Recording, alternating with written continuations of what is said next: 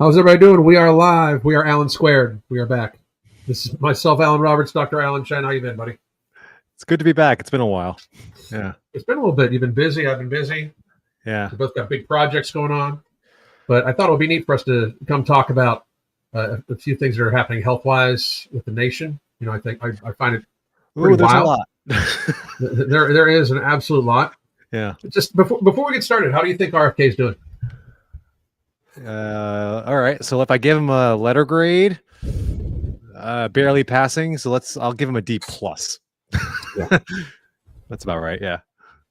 I think you know, if we want to stick with the school analogy, while I do like RFK, everybody please make no mistake about it.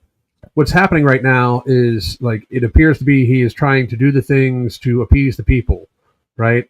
But nothing's actually changing. That's the thing. Like, we're going to talk about something that changed just now, and if they are changing, it's going to be like that. It's going to be how this is changing. The only changes I see that are happening are benefiting the healthcare industrial complex still. Yeah, and Pfizer. Yeah, that's where I'm starting to now lose him, because this whole shtick was trying to break free from that whole machine. At least that's what we thought it was. And we've seen him at the press conferences with Pfizer executives, and then supporting these initiatives. And on the surface level, it's like, oh yay, medicines are cheaper now, but that doesn't necessarily solve the overall health problem, in that we want to prescribe them less often in general. Right. I think that's the thing, dude. Like, they're not even attempting to have people be healthier. Like, don't get me wrong. We beefed about the military guys being fat. It's been that way for decades. We talked about the school kids, and I haven't seen the school lunch program change at all, by the way. Haven't seen it fucking change at all. And Trump's just signed a $70 billion deal with Pfizer. Answer me this, man. Why the fuck do we pay these people to help them develop shit, so then they charge us for it? Like, how is that even a thing? Yeah, that's dependent. The answer is dependent on how optimistic you are about the government ever coming to save you. And I am at an all-time low on that front. And here's the thing, like, the politicians at the end of the day will do what they want to do to benefit themselves first. It's very rare to find somebody that will actually listen to the people and do the things that are the best for them if it doesn't benefit them first.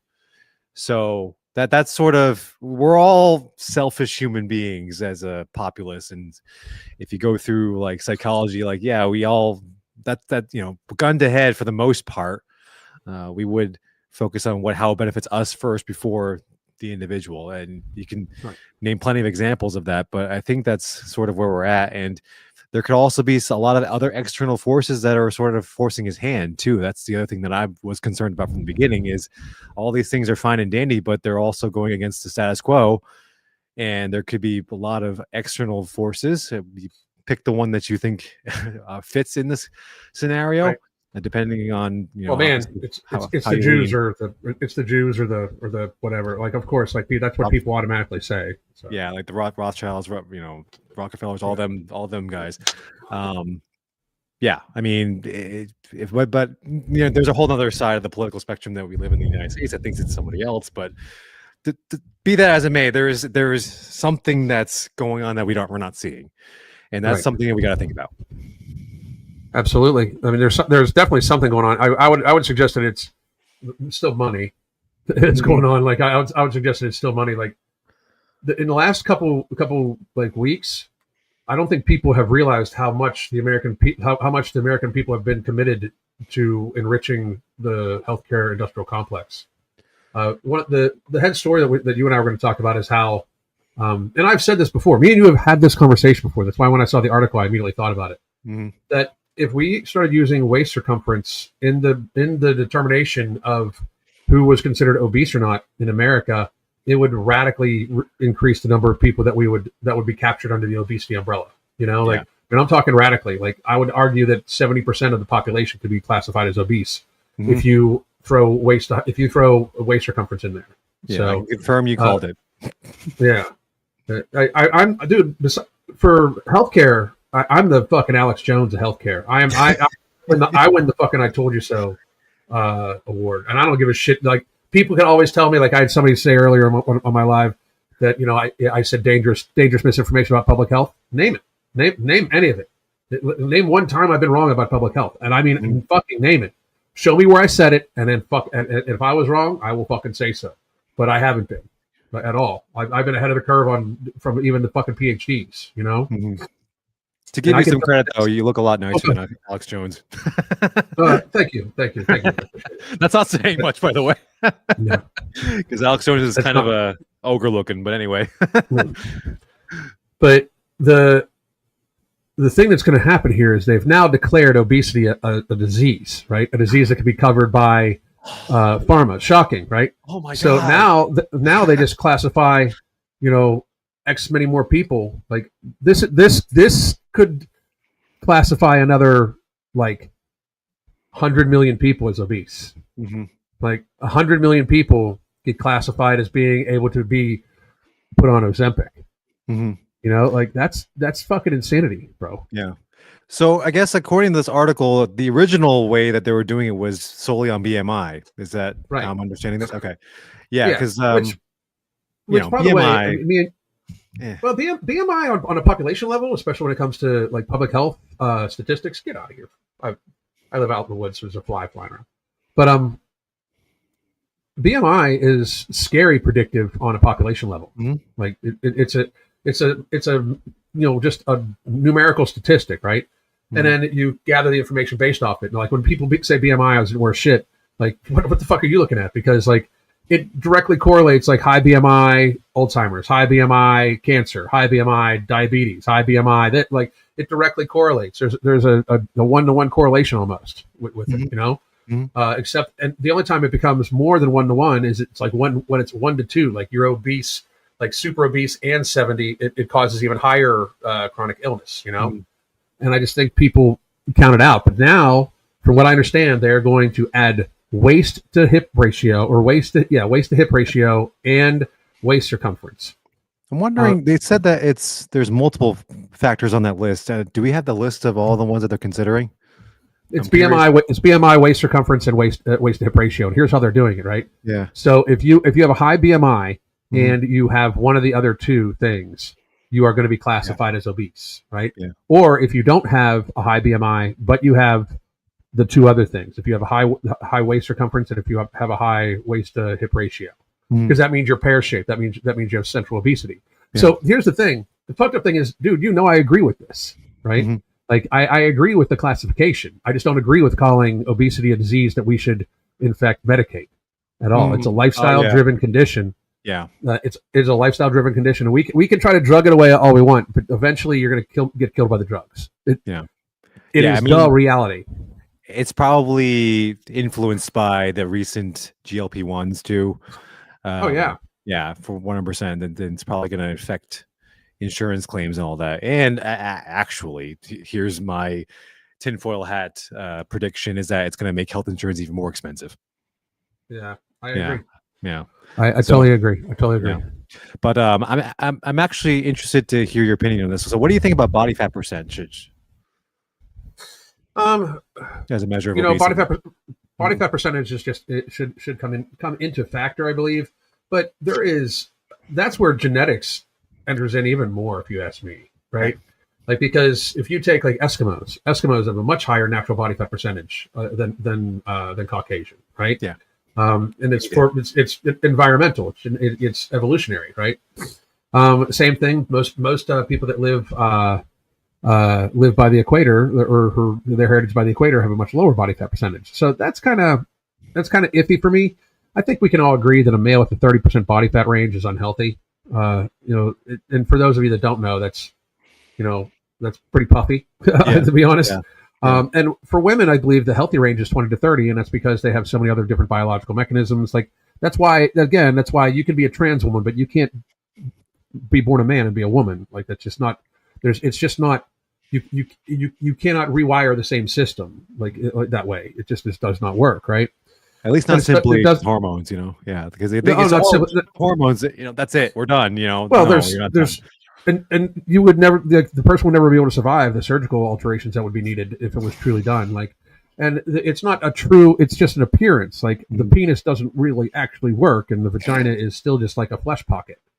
So I mean, and I'm just being honest, like. But did I tell you the story? I saw one of those surgeries. I don't want to know. Female. Why the fuck do you think I would want to know? I don't want to know. I don't want to know what that looks like. It's not. I don't. No. Stop. Yeah. Stop talking about it. No. It's awful. Awful. It's awful. Yeah. No. Let's get back to obesity. This is why I'm scarred for life. That's unfortunately, this is one of the reasons why. Well, then you consider the Q angle of the hip is different by 17. It's 17 degrees. Like, I mean, that is a completely restructuring of the femur and how it would align. It would never hold together. Like so many things, But this is they're honestly insulting. It's horrific. It is horrific. And if you're a trans man, there should be nothing wrong with being a trans man. Like, look at Bucky. Bucky's a trans man, and it's no big deal, right? Anyway, but back to this stuff. This is just another way to classify a bunch of people for medications. Like, and it also, and you tell me if I'm wrong with this, even if they don't go on GLP-1s, being marked as obese does help trigger blood pressure medication immediately. It does help trigger does help trigger statins. Like, all these people will almost immediately be put on blood pressure and statin medications, even if they're like, they could have white coat syndrome, which means they get a little bit excited when they go into the doctor's office, and their blood pressure could normally be normal, and then all of a sudden they take it to the doctor's office, it's 130 over 85, and they put them on blood pressure medications when it's normally 117 over 75. Yeah, there was I have to confirm this, so don't quote me in this just yet, but they have continually lowered the threshold for normal blood pressure. Yeah, which wouldn't surprise. It wouldn't surprise me if they did that, honestly. Because when I was younger, it was 130 over 90. When I was younger, it was 130 over 90. It was okay. Right? And now it's 120 over 80. Right. And now, every time. I believe before 130 over 90, it was like something like 145 over 90 or 95 or something like that. Right. Yeah. And every time they lower it, they get another 20 million customers for blood pressure medication. Same thing with cholesterol.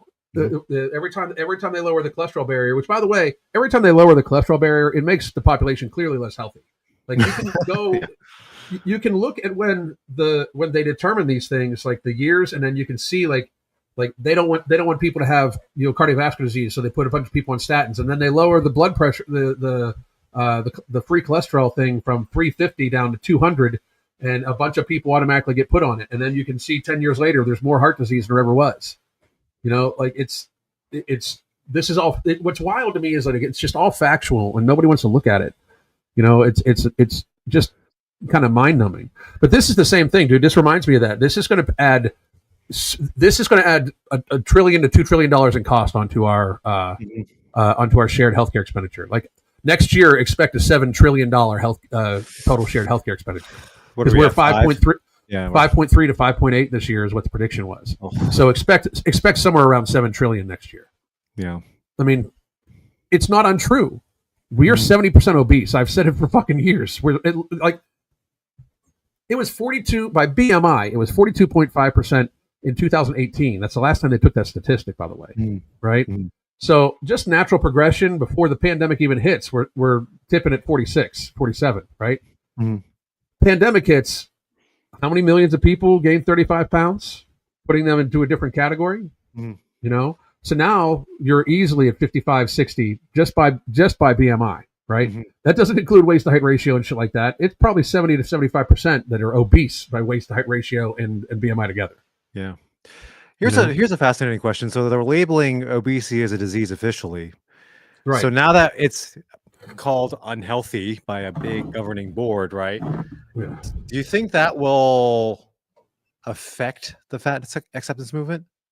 Because they keep saying, one of their big mantras is that they keep saying, oh, fat is healthy, like all this crap. Like, it's just now it's a bunch of big organizations are saying, oh, it's a disease now. It's not healthy. Disease is the opposite of healthy. Do you think it's going to affect them at all? Like, do they think that? So this could go.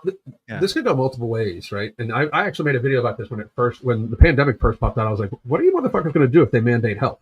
And Because they could easily mandate health, and they wouldn't have to mandate it by you got to go do pull-ups. They would mandate it by if you have a BMI of over 40, we're not going to pay for. You're not eligible for insurance. Like that's a mandate, motherfucker. I often say, and you know how I am, dude. I'm kind of rude, but I can say that I really mean this. Like if people aren't going to take responsibility for their own health, like you're going to end up being like over 50 BMI. We should not support you in any way. You should not be eligible for any type of fucking government assistance of any kind. If you have a 50 BMI, you have had plenty of money. You've had plenty of leisure. You've had plenty of downtime. Maybe it's time for you to work your fucking ass off in multiple ways. And you should not be eligible for insurance. You should not be eligible for any taxpayer benefits of any fucking kind. You've done this to yourself. You are purposely burdening the fucking the fucking country. You're purposely burdening it. So I'll play devil's advocate a little bit. So what about an alcoholic? I fucking same thing, bro. Mm-hmm. Okay, we're at that stage, man. People do not realize where we are at right now. Mm-hmm. It is time. It is personal responsibility time, in a big fucking way. People are missing. You eat too much, drink too much, smoke too much. It should be on you 100% of the fucking time. And the first thing people are going to say, well, what about your tattoos? Let me tell you something. If my tattoos would cause me skin cancer, which is a possibility, you know what I mean? Then I will pay for that shit by myself. And you got to be. I mean, anybody that thinks I'm going to the doctor for any kind of fucking treatment, if I get fucking cancer for a chronic illness, if I break my arm, I'm there tomorrow. I'm giving you a call. But if I have fucking cancer, it's either going to take me or I'm going to take it. I'm not going to eat another fucking carbohydrate ever. I'm going to take ivermectin as much as I fucking can, because even if it doesn't cure the cancer, it'll keep me fucking healthy. I'm going to take 10,000 IUs of vitamin D a day. I'm going to take 10,800 FUs of nattokinase a day. I'm going to take berberine out the fucking ass every single day to keep my blood sugar levels fucking stable and get me as insulin sensitive as possible, because most cancer has been shown to be a result of hyperinsulinemia. Mm-hmm. Like I am going to be as healthy as I fucking can, and if I win, I win. If I don't, I don't. But I am not going to be one of those fucking people that becomes because you're a slave. Like once they got you, you're a fucking slave. You know, and I'm not. Yeah, I mean, chemotherapy is not a way to go, especially chemotherapy is poisoning you. Yeah, I mean, it's fucking crazy. It's all of it that people do. Is 5,000 IUs of vitamin D safe for frequent use? 50,000 IUs of vitamin D is safe for frequent use. Mm-hmm. I mean, the 5,000 is easily. As a matter of fact, 5,000 should be seen as the optimal range. The RDAs from the USDA are wrong. Fucking huge shock. The RDA from the USDA for vitamin D is 600 IUs a day. That is clinically and literally vitamin D deficient at that point. Like you are 600 IUs of vitamin D a day. You are going to catch a cold every 2 fucking minutes, and you are going to have a very poor immune system. Your skin's going to be shitty. Your sleep will probably be shitty. Your stress response to spot is shitty.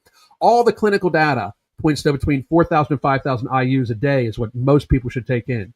If you are fat, it should be way fucking more, because it's fat soluble and it doesn't absorb it the same way, you know? Yeah. I mean, on average, we are much less exposed to sunlight on average, because we stay inside a lot. So, I mean, you can even bump that up even higher for a lot of people. Yeah. Yeah, I mean, exactly. So it's one of those things where people just need to realize they want you fat, sick, and weak. And if they can classify you fat, sick, and weak and put you on a drug, you are dependent upon them. Yeah. Like, look at these people. Dude, have you seen some of these people that are talking about, like, I'll die before I go off my GLP-1? Like, they try to wean off of it, and they're addicted to this shit already.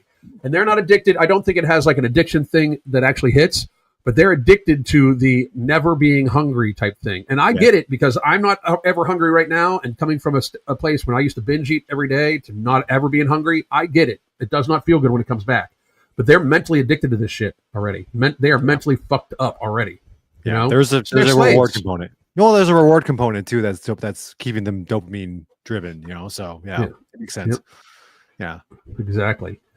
But this could add, like I said, this could push us up to a $7 trillion. Like it's the thing that people need to be looking at, because that it has increased more dollar figure and percentage wise than anything else. But notice how it doesn't hit the political table. Notice how we don't have people really debating about the actual cost of it. They're trying to find ways to, we're going to make drug prices lower for the people. They're just going to force insurance companies to absorb more of it, Yeah. Like the pharmaceutical companies are not going to fucking lower the prices, people. They're going to get their money. They have Somehow. layers of money. Yeah, they Mhm. have layers of money coming to them already. You know. Yeah. It may not be from the How drug about- prices, but it could be from other ways too. Like they have a lot of creative ways to do all sorts of shit to make money. Oh yeah. Trust me. And there's no fiduciary value in curing you. They don't want you cured. You know, frankly, if you sit on a board of directors, you should want sick people of a hospital. Like if somebody comes to your office and says, "Hey, I have a cure for cancer," that hospital, in the long run, is your actual responsibility. It is your fiduciary duty to say, "Don't ever release that shit." Like if you think about it, and everybody's like, "Well, what about morals?" The allopathic healthcare industry has almost no fucking morals. The only morals it has are by doctors like Alan over here, who try to learn everything they can about the human body and just instead of just being as arrogant as fucking possible and believing the science, you know? Yeah, and it shows like how, for you guys as patients, there's a lot of stuff that goes on behind the scenes, and yeah, it's pretty disgusting. Like kind of how elitist some of the doctors can be. Now, and there's plenty of good doctors. Trust me, there are plenty of good ones, but like there are some that are just very elitist in the sense of, they look down on you if you just happen to skip your flu vaccine or you refuse it, or you don't follow all the guidelines because you read something on or you watched something on Joe Rogan, for example. Like those kind of things. Like it's sort of analogous to how in other parts of society too, not just health. Like it's the same way, where a bunch of people are looking down on another population, and then to the point where they're either they feel inferior or they feel threatened by those people. So there's a bunch of reactions to that. The second part, which would be being threatened by these people, like the reaction, the very over exaggerated reaction would be, well, retaliating in a way that's way out of proportion to what the initial action was. Yeah. Which Charlie Kirk, but yeah. So well, it's dangerous. You can absolutely say his name on this show. I mean, you know how I am. I mean, like, no. I'm just saying like that's a prime example of that. Yeah. Yeah. I mean, I think we need to talk about that as public health also too. Like, don't get me wrong. For the people that didn't come here to have it get super political, first of all, we're talking about health, so it has to be political. I hate to even say that, but when you talk about the healthcare industry, it has to be political. It just sucks, and both sides suck. By the way, it doesn't. Right wing, left wing. Yeah, right wing, left wing. Same bird, same flight. Yeah. They're going in the same fucking direction. Just because the wings flap interdependently. Yeah. But like Charlie Kirk is what happened to him is a symptom. What happened to him and what happened after is absolutely a symptom of society right now. Right. Mm-hmm. First of all, this guy says words that you can't stand, so you got to kill him. Like, I'm sorry, but I grew up in a time where we encouraged people to say shit. Now don't get me wrong. I also grew up in a time where if somebody said shit in front of your face, that they might get slapped. But we need to have like conversation and debate. And what happened after? And don't get me wrong, Charlie Kirk dying was absolutely horrible. Like, I mean, I've been exposed to more of his work since he died, since when he was alive. And he said some very amazing prophetic things, like truly a great thinker, Oh yeah. And it's a shame he's gone, and especially because he got murdered in front of his wife and kid, just disgusting. Ugh. But what happened after, where people celebrated it, to me, that is more telling, right? Like, don't get me wrong, I really believe this is also true, where that was not nearly as many people as we thought it was, and the people liking the comments were more bots than anything, because like 51% of traffic is bots now, But people openly celebrating it, like real people, like that means we're already at war. Like, if people don't understand it, right? Yeah. Like there's people want you dead for your words. They don't give a fuck what you say after that, right? Like if they'll celebrate somebody that thinks like you, then I always say this: like, Charlie Kirk put shit in not a lot more politely than I did. I wonder what they fucking say about me, right? And I'm not even like right wing. I believe they're both fucking up, and I've said that forever. Even voting for Trump, I've said he's just a fucking backstop. We need to do the work, and we're not doing the work, right? The lesser of two evils. But yeah, I mean, like, well, they've got everybody so pinned, like defending Trump and everybody hating Trump. Like, do you guys not realize that division is their power? Like it robs us of our power as people, because it doesn't matter what your vote is, or like who you love, your heart, like or like the color or the hue of your skin. It doesn't matter any of those things, right?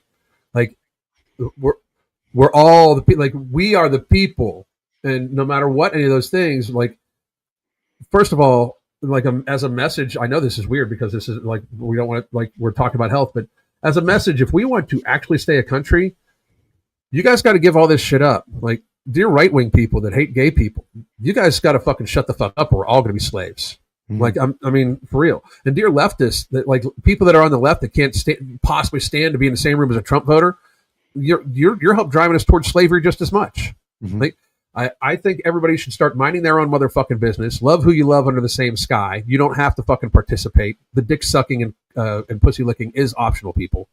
Like it is not like public. Yeah. It's not that you saw a gay person like, oh shit, now I got to suck that dick. Like, no, like it's optional, right? Like, and for the people that don't like, what Trump is, you got to understand why a lot of people voted for him. Yeah, there's a lot of fucking brainwashed lemmings that will just vote for anybody that the right tells them to, and don't act like it's not the same thing as the left. You dumb fucks out there. But like, the left is like the hate anybody that voted for Trump. Like, to literally like call everybody the worst, nastiest thing you can think of. You guys are going to have to give that up, and at some point in time, you're probably going to have to apologize for celebrating the death of somebody else, because that's shitty fucking work. I'll never think the same about any people that would do that ever again, ever. And I'm known for not being a nice person.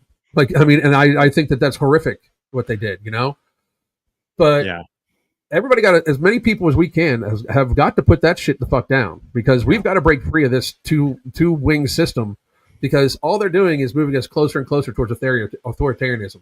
Don't get me wrong. I think like the streets being cleaned up, bro. I'm happy the streets are being cleaned up in a lot of these cities, but like by almost military force, that just sets a precedence. It's a normalization of that. What do fucking people think that the left is going to do with this when they get back in office, when they steal another election?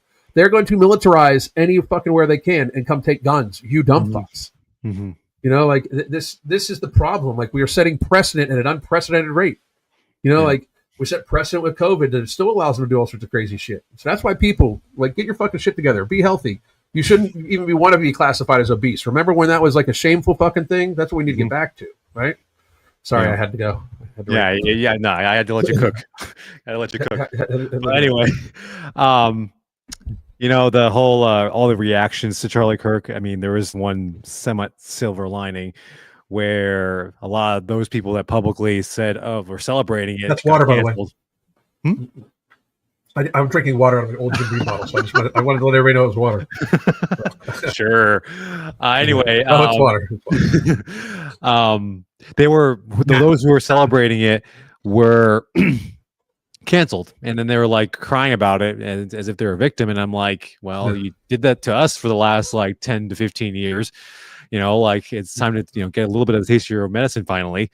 So there's a little bit of silver lining, but spoiler alert to what I'm going to talk about on my show next is social media definitely exacerbated a lot of this. And I say that because it's so easy for me to type a comment that's like really, really rude or very negative or whatnot, and then close my laptop and then move on with my life. If you wanted to say something like that to a person, you had to do it in front of their faces, and you had to risk getting punched in the face if they didn't like what you're saying. So there was a lot less of this, these keyboard warrior nonsense back then when I was growing up. And the worst thing that I was called back then was I was a fat kid growing up. So shocking.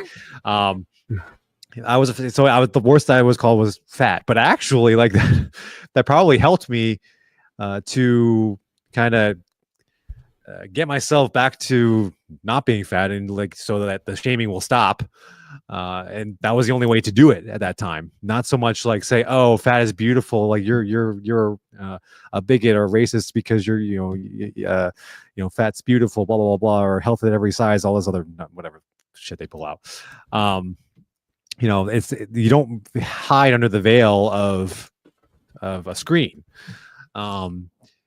And yeah, I mean, being obese in real in public, you're exposing yourself, just by showing off your resume in that regard in terms of your physicality in general. That became much more of a thing when we were all actually like in person and not, Right.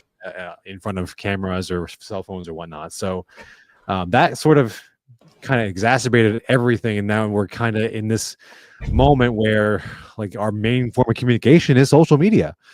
And it's like, with the 280 character phrases on Twitter and Instagram and all these other things that are quite superficial, and also like it hides a lot of information, and also it lies a lot. So I mean, that's sort of all the lies that are being told on social media, and all the crap that gets thrown and it gets flung at the walls. I mean, this is sort of now leaking over to just society in general. Yeah, it's definitely not helping the situation for sure. And it makes it a lot harder to really get back to where we need to be, because we're so distracted all the time too. Yeah. So it's tough. I mean, it's not going to be easy, but I mean, that's why one of my main ways to sort of have better health freedom is to actually like touch grass and like talk to people, and make the community around you in your near proximity a lot better. It helps in so many ways, because we are social beings, we're social creatures. We thrive on it. It's not all this stuff that even me talking to you in front of a screen, it doesn't really you don't have the same kind of hormones in that going through your body than if we were in person and we were able to like physically touch each other. Like it's different. We learned that in COVID. That was a huge thing in COVID, because we couldn't see our grandparents in nursing homes, and that really messed up their the end. I mean, it's sad. Like a lot of them died alone. Think about that for a second. Yeah, it's just like because of these silly rules, and I'm just like, I went on my own rant, but like it's just kind of where we are. And again, it's going to come down to individual accountability, and then building from there. Set the example for the people around you, and then hopefully that kind of positivity, that kind of accountability will spread, just as the negativity has spread. But it's negativity is very infectious, unfortunately. So it's kind of tough thing to swallow. Well, it's also complete narrative control. Like, I remember in 2019, I remember telling people like, okay, like a huge part of the problem is they can silence dissenting opinions. Like, shit. I mean, these people are upset at getting canceled for like celebrating a dude's murder. Like, try getting canceled for saying vitamin D is good for you, or saying like don't panic. Like, because I literally would that's one of the reasons why I got fucking canceled. It's like everybody calm the fuck down. Like, and people went fucking nuts on me. Like that's also like there was no report. Like you couldn't take to Twitter. You could try to post something, they'd kick it off. Same thing with Facebook. Same thing with Meta. And unless it was your group of friends, like nobody gave a fuck, right? And especially when like a lot of people lead public lives now, that's not a possibility. You got to fucking talk, right? Well, under the same thing, like they have narrative control again. People just don't realize it. 51% of bots, or 51% of online traffic is bots. So most of these arguments that are being had, especially for the really ridiculous shit, like the really like everybody needs to. It's in some places it is a crime to misgender somebody. Like, where do you think that the support for that shit happened? It's not the fucking 10 lunatic fringe fucking people that show up that fucking they always look like they are 400 pounds and have a big fucking bull ass nose ring, hair 3 colors, and they have a shirt that says they them on it. Like that's we have enabled. Like think about how mentally ill some of this shit is that is popular right now. Think about there is of course the mental illness when it comes to transgender, and that seems to be spreading. I don't even what's wild to me is it's known to be a mental illness. If you point that out, It's like this big fucking thing. You know, it's Yeah. a mental illness. It's gender dysphoria. If you really have it, it's gender dysphoria. If you're just some fucking pig ass man trying to get into a woman's restroom so you can fucking jack off in there, you're just a fucking fucking animal. Or or a sex offender. Yeah. Actually, on that sidebar, I have to finish up my research, but in the DSM, that's the psychiatric manual. They've slowly changed the terminology of gender dysphoria. So it's actually really, really interesting, like how language really plays a role in everything, including medicine, especially like how we name things is actually very fascinating. It didn't used to be called gender dysphoria. I don't have the exact term that what they used to use, but they called it more of a disorder. So which sounds better, dysphoria or disorder?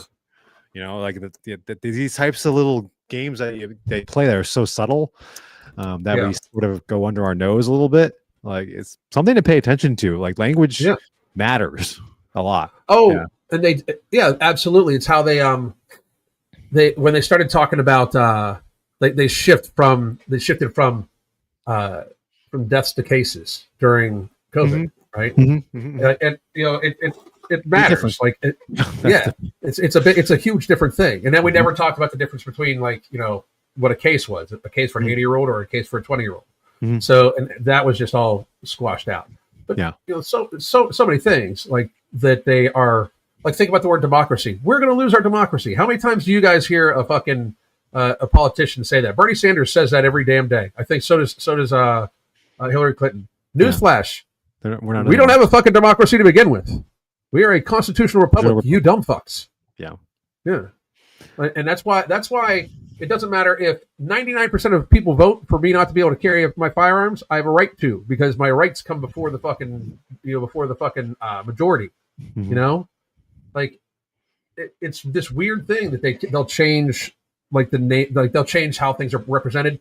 Like notice how it's all vaccines work now. All vaccines are safe. All vaccines work.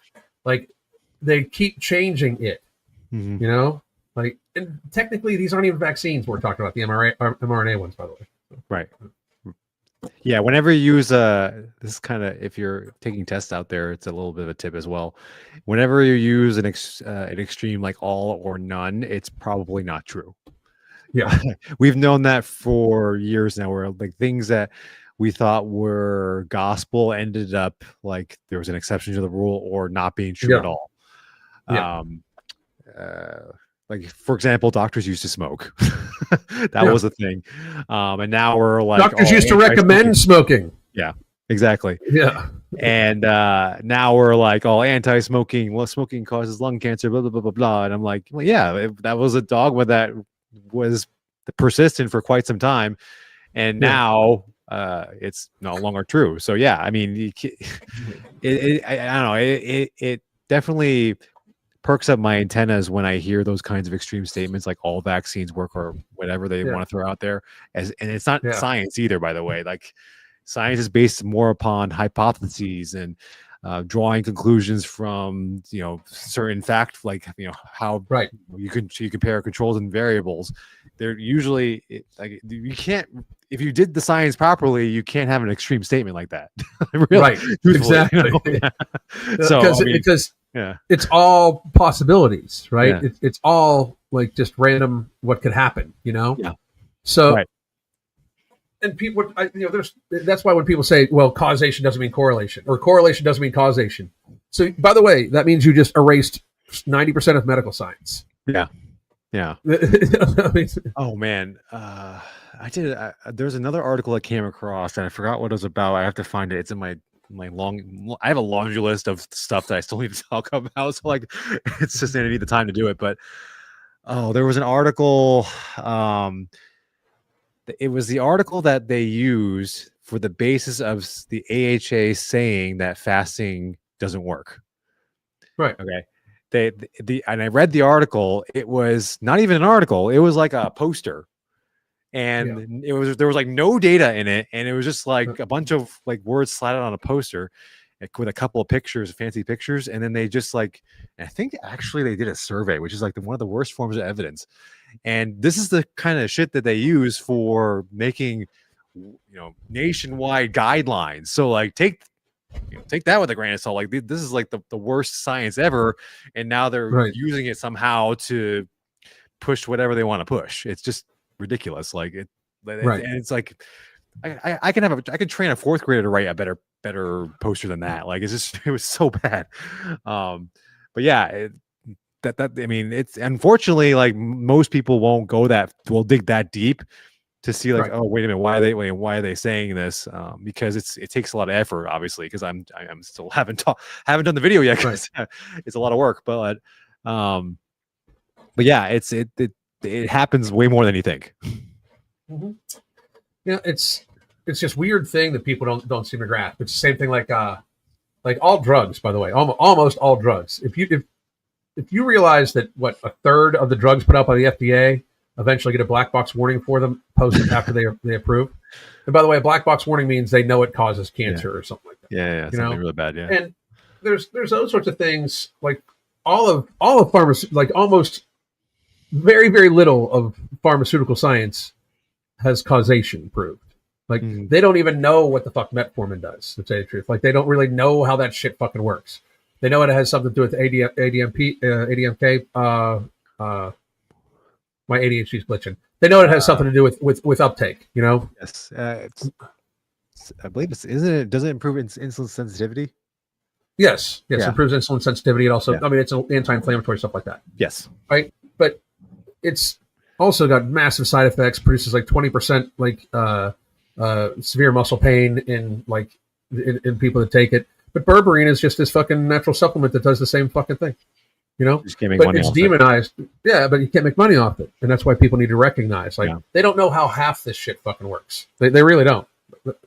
They know almost nothing about how the brain works. Yeah, there are plenty of drugs out there that were originally researched for a purpose, but then they found a side effect, and then they used that side effect as the new purpose. I think that's how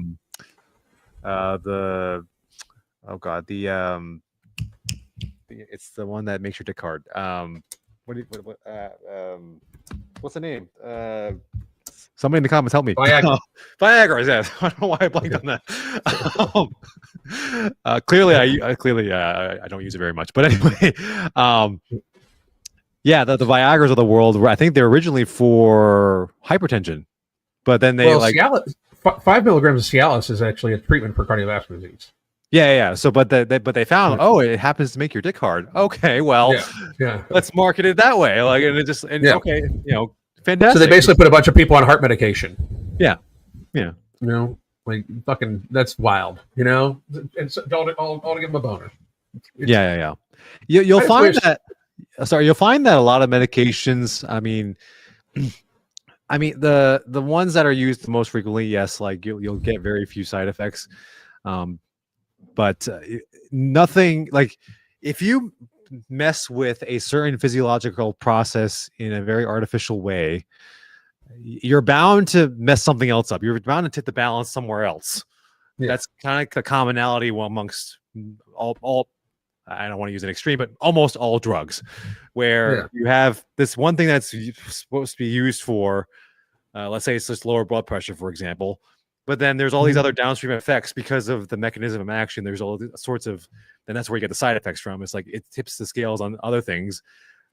Ergo, if you have some really bad side effects from the first drug, then you might be coaxed into taking a second drug, and then a third drug, and then a fourth drug, because your whole balance is all fucked up. And this is how people get on like 10 plus meds because of this cycle that keeps continuing over and over and over again. Yeah, it's that's pharma for you. What was the most medications you saw somebody on?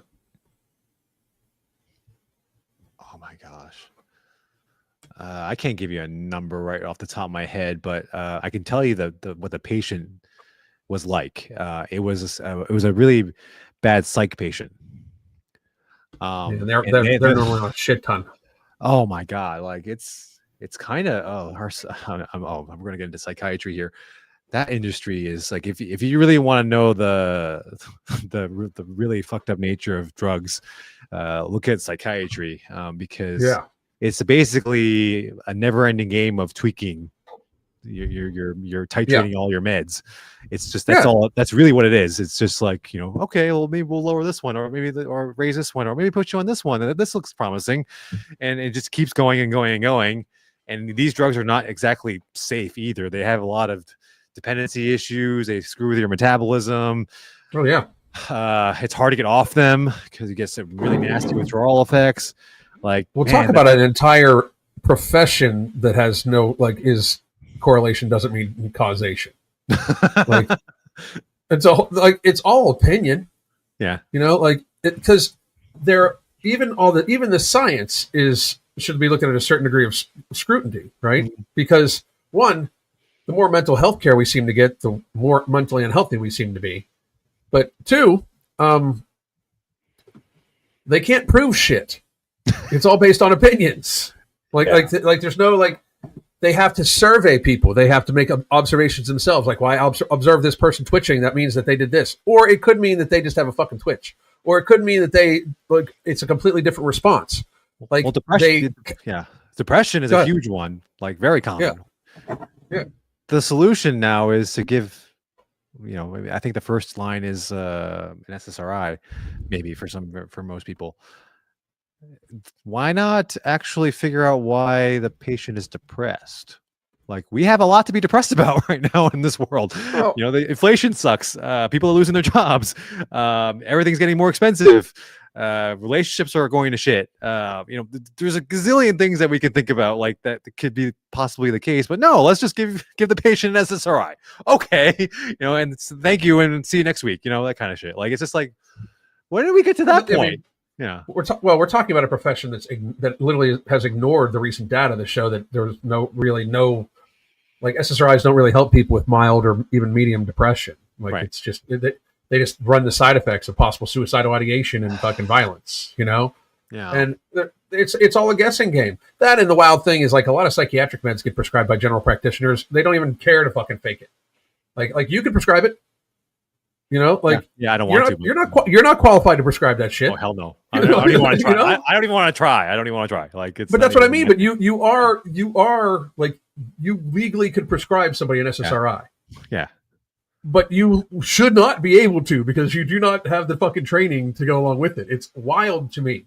Like, it's stuff like that where, how do you even judge that shit? It just goes to show they don't care. It's about getting as many people on the drugs as possible. That's the goal. Get them on the drugs. There's a reason for that. It's called control. And they can control you when you're on the drugs. Get them through the assembly line that is, the healthcare system. I mean, get these exactly factory. Yeah. Fix you till you like almost fixed, and then you're not completely fixed. And then send you on your way. Yeah. And then, exactly. you eventually expire again. So, yeah. Yep. Yeah. So listen, man, it was, we got to be doing this much more often again now that I'm finished up with my project and stuff like that. And I think you're back in the States after some decent travel. Yeah. But where can everybody find you? But I got to run because I got another thing I got to talk about that guy. Oh, no worries. Yeah. I'm on YouTube, guys, at Your Health Unplugged, hence this little thing. I actually will be talking more about social media and its effects on young men and children, which is like the two populations that are quite often ignored, especially in society. So I'll be talking about that in about 20-ish minutes. I'm also on X at unplugged_doc and Instagram at unplugged.md. So follow me on there, and I'm looking forward to interacting with everybody. Oh, that's awesome. Thank you, sir. Always a pleasure to talk. And then, dude, we got to hook something up for next week and announce it a little earlier. But I hope you have a great evening, dude, and I'll message you here in a little bit. Everybody else, thank you very much for showing up. We'll talk soon. Take care, guys.